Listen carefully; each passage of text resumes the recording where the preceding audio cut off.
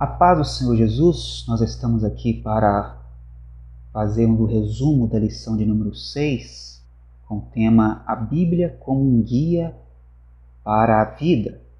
Nós vamos estar fazendo aqui a leitura do nosso texto áureo, que está em Salmos, capítulo 119, verso 105. Lâmpada para os meus pés é a tua palavra e luz para o meu caminho. Nossa verdade prática diz o seguinte: a Bíblia é um guia seguro para a nossa vida, para a nossa caminhada cristã. Alicerçados nos ensinos da palavra de Deus, somos instigados a viver com sabedoria e prudência. Nossa leitura bíblica em classe está em Salmo 119, dos versos 97 ao verso 105. Na lição de hoje nós estaremos tendo 3 objetivos, 3 pontos, como é de costume em nossas lições. O primeiro ponto, nós estaremos enfatizando que o crente deve alicerçar sua vida na Bíblia. A Bíblia, ela é nosso alicerce, ela é o ponto de apoio da nossa fé. O tópico de número 2 é esclarecer que Deus é a fonte da verdadeira sabedoria. Então existe várias sabedorias, né? Mas a verdadeira sabedoria, ela provém da palavra de Deus. E o tópico de número 3, mostrar que o salvo em Cristo deve viver com a sabedoria e prudência. Então veja que o salvo em Cristo, ele deve ser sábio, ele deve ser prudente, porque a palavra de Deus, ela constrói isso na nossa vida, ela modifica o nosso caráter e ela impregna dentro de nós esse vigor espiritual, essa sabedoria, essa prudência, ela é produzida dentro de nós. Então vamos aqui à nossa introdução. A Bíblia, quando obedecida, ela torna-se um verdadeiro guia para o viver cristão. Então o que é guia? Guia aquilo que nos conduz, aquilo que nos ensina o caminho correto, nos dirige, nos dá instrução daquilo que nós devemos fazer. Então em Cristo nos adverte ao exame das Escrituras, porque nelas estão reveladas as palavras da vida eterna. João 5,39. Então Jesus, ele falando com respeito aqui, falando aos escribas e fariseus, que eles examinavam as Escrituras, cuidando de ter nela a vida eterna, porém eles não queriam vir a Cristo para que eles viessem a ser salvos. Então, dentro dessa declaração de Jesus está dizendo que os escribas e fariseus tinham a palavra de Deus como revelação de Deus, eles cuidavam de ter nela a vida eterna, porém eles não queriam vir a Cristo para ser salvo. Então veja bem, nós não podemos desvincular a palavra de Deus do Deus da palavra. Isso tem que caminhar junto. Então devemos buscar na palavra de Deus, tendo ela como nosso guia, mas ao mesmo tempo precisamos estar próximos de Deus. Queremos ter essa palavra para nós, queremos viver isso, Então, para eu ser guiado pela palavra de Deus, eu preciso estar em Cristo, eu preciso praticar essas coisas, eu preciso caminhar com o Senhor. Tiago, ele explica isso no seu capítulo 1, no versículo 21. Nós precisamos viver a prática da vida cristã, ter a Bíblia, ter os ensinamentos do Senhor como guia da nossa vida. Correto? Vamos então aqui para o tópico de número 1, A Bíblia é um alicerce para a vida. Então, um alicerce é justamente isso, sustentáculo. Aquilo que sustenta um edifício, aquilo que sustenta uma casa, aquilo que sustenta então aqui no contexto que sustenta a nossa fé, a nossa vida cristã. Nossa vida cristã não pode estar apoiado em apenas experiências. Nós sabemos que as experiências são importantes, são válidas. Todos nós temos as nossas experiências com Deus. Porém, a nossa vida cristã não pode estar apoiada unicamente nas experiências pessoais. Precisamos ter um suporte mais forte. A nossa vida precisa estar na rocha. E a rocha é Cristo. Então precisamos construir a nossa vida cristã sobre a palavra de Deus. Então, a palavra de Deus é como alicerce. Importante ressaltar que a Bíblia é a única infalível revelação escrita, divinamente inspirada. Então não existe outro livro inspirado por Deus. Nós podemos ler muitos livros bons, existem muitos autores bons, que as suas experiências vai acrescentar para nós coisas valiosas, mas não se compara com as Escrituras, que é divinamente inspirada por Deus. Isso é o pressuposto básico daqueles que se aproximam de Deus, de crer que a palavra de Deus, que a Bíblia é a revelação escrita, corresponde à palavra viva de Deus e à nossa regra de fé e de prática. Então quem ouve e coloca em prática a palavra de Deus é comparado a uma pessoa prudente, cuja casa é alicerçada sobre a rocha. É Jesus quem disse isso, Mateus capítulo 7, versículo 24. Precisamos então ter a nossa vida alicerçada na palavra de Deus e no Deus da palavra. Então, podemos sofrer qualquer tipo de embate, podemos sofrer qualquer tipo de enfrentamento, dificuldades em todas as áreas da nossa vida, mas permaneceremos vitoriosos, porque o Senhor vai nos sustentar. Então veja bem, não somos sustentados pela nossa força, não somos sustentados porque nós somos capazes, porque somos inteligentes. Não, é porque nós fomos construídos sobre uma base sólida, que é a palavra de Deus. A vida deve ser edificada nos ensinos de Cristo, a fim de alcançar a virtude de um destino glorioso. Então, a nossa vida tem que estar edificada no Senhor, porque Ele tem as palavras de vida eterna, né? E a síntese desse grande ensinamento é que nem as crises dessa vida e nem a eternidade poderá abalar quem está firmado em Cristo e na sua palavra. Então veja que o comentarista ele coloca como base a palavra de Deus e o Cristo da palavra. Não podemos então desvincular. Tem pessoas que amam a teologia, né? Estudam teologia, mas não querem nada com Jesus. Então não tem nenhum valor. Nós devemos amar a Bíblia, os seus ensinamentos, achar isso bonito, importante, mas não é só isso. Nós precisamos viver em Cristo. Precisamos ter nossa vida em Cristo. O subtópico de número 2, a palavra de Deus é luz. Então, o Salmo 119, 105, ele diz: lâmpada para os meus pés é a sua palavra e luz para o meu caminho. Então veja bem, ele está aqui dentro do contexto histórico, né? Ele está usando aqui aquela ideia de alguém segurando uma lamparina, um tempo em que não havia luz elétrica. Então as pessoas, para caminharem à noite, elas precisavam de uma lamparina, e essa lamparina clareava o local aonde ela iria pisar. Por isso diz, lâmpada para os meus pés. Ou seja, essa lamparina ela tinha a condição de clarear o ambiente aonde a pessoa iria pisar, para que ela não tropeçasse, para que ela não caísse em um buraco, para que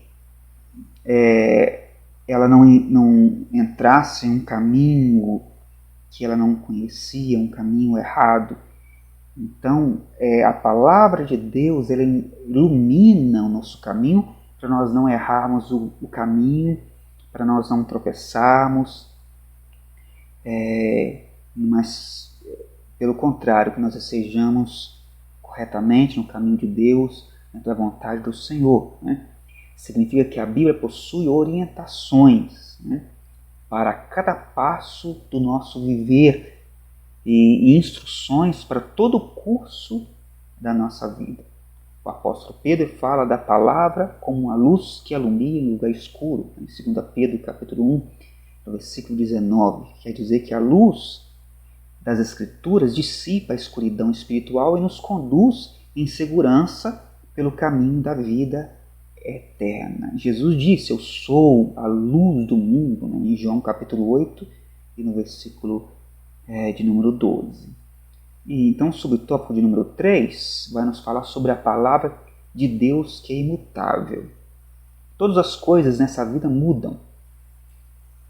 Na lição passada nós estudamos sobre exegese, sobre hermenêutica, e falamos sobre culturas diferentes, que as culturas elas estão em movimento, que elas mudam de um período para outro. A palavra de Deus ela permanece imutável. A palavra de Deus ela é rígida, ela é segura e ela é imutável. Então, tendo a inspiração divina como pressuposto, nós também falamos na lição passada sobre os pressupostos básicos para nos aproximarmos das Escrituras, a fim de interpretarmos de forma correta a palavra de Deus. Então, o pressuposto básico é ter as Escrituras como inspiração divina. Ratificamos novamente que a palavra de Deus é a nossa autoridade final de fé e prática. 2 Pedro capítulo 1, versículo 21. Então a Bíblia difere de qualquer outro livro, né? Podemos ler livros maravilhosos, mas a Bíblia é diferente. A palavra de Deus é a nossa regra de fé e de prática, né? Nela tem ensinos fidedignos e confiáveis que não erram e nem falham. João capítulo 10, versículo 35. Desse modo, o texto bíblico permanece inalterado, não tem nenhuma alteração. Pode passar os céus e a terra, mas as minhas palavras não hão de passar, diz o Senhor Jesus Cristo. Então, os padrões de ética e moral cristã não sofrem mudanças. Então, veja bem, pode haver mudanças culturais, mas os valores cristãos são permanentes, pois a fonte de autoridade é permanente. Então, a fonte de autoridade para a vida do cristão, ela não sofre alterações com as mudanças de pensamento, né? Com as mudanças de cultura, de costumes, não. É algo imutável. A palavra de Deus não muda com o tempo. Muitas pessoas querem dizer que a palavra de Deus pode ser interpretada de acordo com a pessoa, de acordo com a ideologia da pessoa, o seu ponto de vista, a sua filosofia. Não, de forma alguma.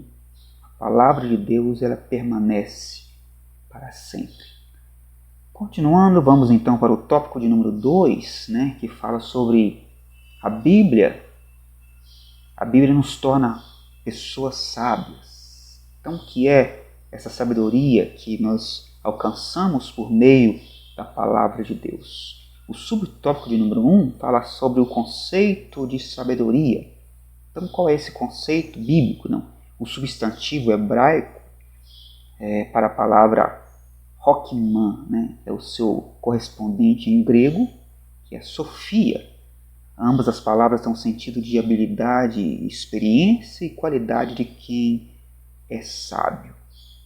A obra Teologia Sistemática, uma perspectiva pentecostal, assegura que a sabedoria reúne o conhecimento da verdade com a experiência do cotidiano. Significa o conhecimento absorvido pela mente deve ser aplicado em todas as situações da vida. Então veja bem, sabedoria é a aplicação do conhecimento. Nós podemos ler aqui, por exemplo, a palavra de Deus, a Bíblia, e encher a nossa mente de conhecimento. Conhecimento a respeito de Deus, conhecimento a respeito da vida, conhecimento a respeito da obra de Cristo. Mas a sabedoria é a aplicação disso. Eu preciso ser sábio, aplicando esse conhecimento. Pode haver muitas pessoas com muito conhecimento, mas pouca sabedoria, porque não aplica aquilo que aprendeu, não coloca em prática, não vive isso. Então, essa pessoa não é sábia. Ela pode ter muito conhecimento, porém não tem sabedoria. O item de número 2, Deus é a fonte da sabedoria.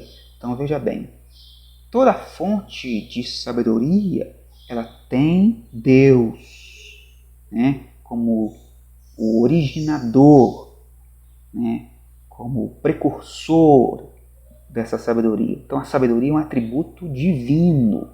Daniel capítulo 2, versículo 20, Romanos 16, 27. Portanto, Deus é a sua fonte da sabedoria. Provérbios 2, 6, Efésios 1, versículos 16 e 17. Né?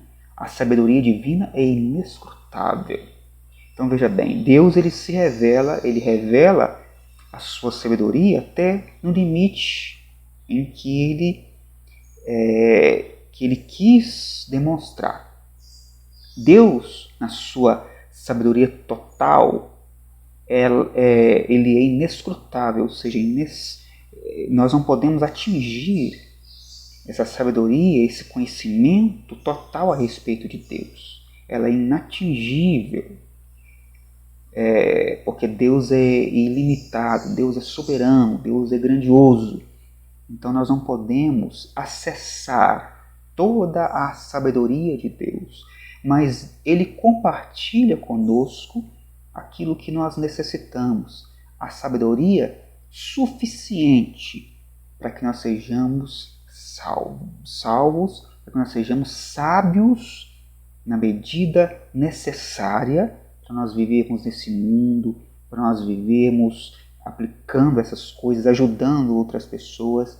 Então o Senhor se revela na medida que Ele entende, que Ele sabe que nós podemos alcançar, que nós possamos entender, né? Mas na sua totalidade é impossível nós compreendermos, porque a sabedoria divina é inescrutável. Então toda a sabedoria dos santos provém da parte de Deus. Nós precisamos ser humildes o suficientes para entender que os santos, que a sabedoria do santo provém de Deus. Efésios capítulo 1, versículos 8 e 9. Então, em resumo, visto que Deus é a verdadeira sabedoria e as suas palavras e seus atos são igualmente sábios. Nesse sentido, todos que vivem de acordo com os preceitos da palavra de Deus são considerados pessoas sábias. Mesmo aquelas que não tiveram oportunidade de entrar para um colégio para estudar e aprender a ler. Conhecemos pessoas que nem sabem ler, mas são sábias. Sabe por quê? Porque é salva em Cristo. O Espírito Santo habita nessa pessoa. Então elas têm conceitos, preceitos da palavra de Deus, da parte de Deus no seu coração, a ponto de ensinar aqueles que são doutores da lei, aqueles que tiveram acesso a tanto conhecimento. Mas o conhecimento dessa pessoa ela é superior. Por quê? Porque ela é salva em Cristo, né? Salva em Deus, e Deus é a fonte da sabedoria. Vamos aqui para o item de número 3. O temor é o princípio da sabedoria. Então, onde que se inicia essa sabedoria divina na vida do ser humano? Ela começa a partir do temor de Deus, esse respeito a Deus. Quando nós entendemos que nós precisamos respeitar a autoridade divina sobre nós. Aquelas pessoas que se dizem sábias, mas não entendem que a palavra de Deus é autoridade sobre ele. Aqueles que se dizem sábios, mas não respeitam a palavra de Deus como suprema, como autoridade máxima na sua vida, então essa pessoa não é sábia porque não teme a Deus. Então, A Nova Almeida a Nova Almeida atualizada, ela diz assim: o temor do Senhor é o princípio do saber, em Provérbios 1:7. A frase temor do Senhor significa não ter medo de Deus, mas expressa a reverência, a adoração a Deus. Então essa atitude é o preceito pelo qual inicia a sabedoria. Então, o ponto inicial da sabedoria na vida do cristão é justamente isso, é o temor do Senhor. O temor a Deus produz entendimento. Romanos capítulo 12, versículo 1 e versículo 2. E por meio da obediência, por meio da obediência às Escrituras, os cristãos passam a viver como pessoas sábias, em contraste com os que rejeitam o Senhor e a sua palavra e permanecem na ignorância. Vamos aqui então para o subtópico número 4, os benefícios da sabedoria. O que nós ganhamos em andar com Deus e receber dele a sua sabedoria? Quais são os benefícios disso? Existem centenas de benefícios, mas nós podemos aqui apontar alguns. O salmista, por exemplo, declara que o ato de meditar nas palavras de Deus o tornou mais sábio do que todos à sua volta. Veja que coisa interessante. Salmo 119, nos versos de 98 ao verso 100, fala sobre essa questão. E o salmista dizendo que o contato com a palavra de Deus, a meditação que ele tinha com a palavra de Deus, fez ele uma pessoa mais sábia do que os que estavam à sua volta. Essa afirmação significa que ele adquiriu sabedoria ao aplicar os preceitos do Senhor na sua vida. Salomão assegura que a pessoa sábia tem muitos benefícios. Provérbios 11:30. E também Salomão ele diz que a sabedoria vinda de Deus o tornou próspero. E tem mais, exerce o domínio próprio. Aquele que ele medita na palavra de Deus, ele consegue exercer um domínio sobre a sua própria natureza, a sua natureza carnal, que tem um impulso para as coisas do mundo, que tem um impulso para as coisas do mal. Quando nós meditamos na palavra de Deus, nós conseguimos dominar esses impulsos. Portanto, nós precisamos urgentemente meditar e ter a palavra de Deus como regra de fé e prática e viver isso. Em vista disso, somos advertidos a empregar esforços na busca da sabedoria. Buscar isso, precisamos estar envolvidos com isso. Nós precisamos ter isso como alvo da nossa vida, buscar sabedoria. Tem um escritor irlandês do século XIX, C.S. Lewis, ele diz o seguinte: ele admite que muitas pessoas reconhecem que certas qualidades de caráter, como prudência, temperança, justiça e fortaleza, ou seja, virtudes cardeais, são virtuosas e vale a pena perseguir. Então veja, ter isso como alvo e buscar essas coisas. Contudo, ele sugere que os cristãos se identificam virtudes fora do escopo da norma. Entre as virtudes teológicas estão a fé, a caridade e a esperança centradas em Deus. Enquanto a Bíblia defende a abnegação, a humildade, a generosidade e a compaixão para com os outros, o mundo defende o egocentrismo, o orgulho, o consumo e o julgamento. Então veja a diferença entre a sabedoria divina e a sabedoria humana.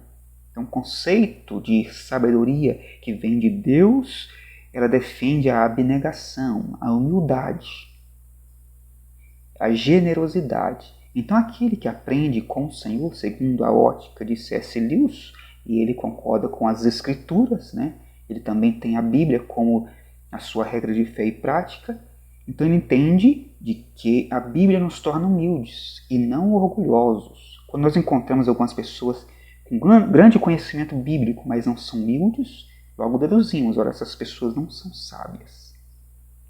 Elas têm conhecimento, mas não tem aplicação, não vive essas coisas. Vamos então para o tópico de número 3, a Bíblia e a prudência para a vida, né? O primeiro subtópico, o conceito de prudência. O que seria então essa prudência ensinada pelas Escrituras? Então o dicionário Wycliffe esclarece que o termo hebraico arum é usado no sentido positivo para identificar uma pessoa sensata, ou seja, uma pessoa que tem um pensamento correto, uma pessoa inteligente, uma pessoa que pensa antes de agir, né? E que o adjetivo grego, né, sinetos, enfatiza uma decisão inteligente. E o dicionário Vini destaca que o substantivo grego pronesis e suas declinações denotam sabedoria prática. E que sinetos sugere avaliação que procede da ação.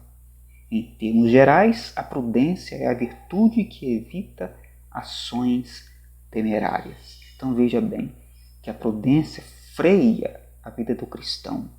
Quem é prudente, ele tem um freio nos seus impulsos, ele evita ações temerárias, ações que por si mesmas têm essa conotação de ausência de sabedoria. Então o cristão verdadeiro, ele tem um freio na sua vida. E que freio é esse? É a sensatez que é produzida pela Bíblia, pela Palavra de Deus. O cristão genuíno, ele é freado pela Palavra de Deus, e aí quando ele sente os impulsos da sua natureza, ele consegue frear isso, porque a Palavra de Deus está nele. Subtópico de número 2, a prudência dos justos. Então a pregação de João Batista tinha como finalidade converter os rebeldes à prudência dos justos. Lucas capítulo 1, versículo 17. Então a pregação de João Batista tinha uma finalidade interessante, né? Fazer com que os rebeldes tivessem uma mudança de caráter e pudessem ser convertidos. O que é converter, né? Mudar de caminho, sair de um caminho errado para um caminho correto, fazer uma convergência de rebeldia para a prudência e para a justiça. Essa era a intenção da mensagem de João Batista. Nesse sentido, a mensagem da salvação em Cristo não apenas restaura o pecador, mas também o faz andar por veredas de retidão. Provérbios capítulo 4, versículo 18. Né? Então, Paulo declara que a graça de Deus nos traz sabedoria e prudência. Efésios capítulo 1, 18. Então, veja bem, os justos, eles são prudentes, eles andam pelo caminho da sensatez. Vamos aqui, o item, o subtópico de número 3, os benefícios da prudência. Então, veja bem, nós precisamos ser prudentes, precisamos ser sensatos, e isso traz para nós benefícios importantíssimos, como, por exemplo, nós podemos ver no livro de Provérbios, que descreve os benefícios, né, da prudência. Dentre eles, destaca-se o autocontrole para não revidar nas ofensas. Então, veja bem, nossa natureza caída, ela quer revidar quando é ofendido, quer falar à mesma altura, quer gritar mais alto, né, na verdade. Quando somos ofendidos, queremos falar mais alto, queremos ter um recurso superior, bombástico, né, para combater as ofensas. Mas quando nós somos prudentes, nós temos então um autocontrole. Isso está em Provérbios 12, verso 16. A humildade para não exibir conhecimento. Então veja bem que a diferença entre aquele que apenas tem conhecimento e aquele que tem conhecimento junto com a sabedoria, a prudência. Então ele mantém a humildade, ele tem um autocontrole para ele manter-se humilde, mesmo diante de um conhecimento grande. Ele pode ser alguém conhecedor, né? E nós devemos buscar esse conhecimento. Mas a prudência vai manter nossas emoções equilibradas para que a gente tenha humildade em saber que tudo isso vem de Deus, que isso não é inerente à natureza humana, mas é algo que vem da parte do Senhor. A correta tomada de decisões. Então, veja bem, quantas pessoas que tomam decisões erradas e precipitadas, mas quando somos prudentes, nós analisamos, pensamos, raciocinamos, tendo a Bíblia como regra de fé e prática, para nós tomarmos as nossas decisões. O pensar antes de agir para não ser influenciado. Nós devemos influenciar as pessoas, os incrédulos, ao invés de sermos influenciados. Infelizmente, hoje, muitas igrejas, muitas pessoas sendo influenciadas pelo sistema desse mundo, pelo liberalismo, pelas ideologias, né? Mas nós precisamos ter uma mentalidade firme na palavra de Deus e saber que nós precisamos rejeitar essas coisas e precisamos pensar antes de agir para que nós não sejamos influenciados, né?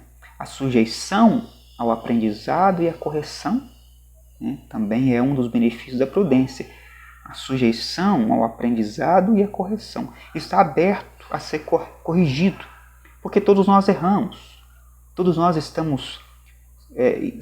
somos passivos a erros, mas quando nós somos prudentes, e essa prudência vem a partir da palavra de Deus, então estamos abertos à correção, ao aprendizado.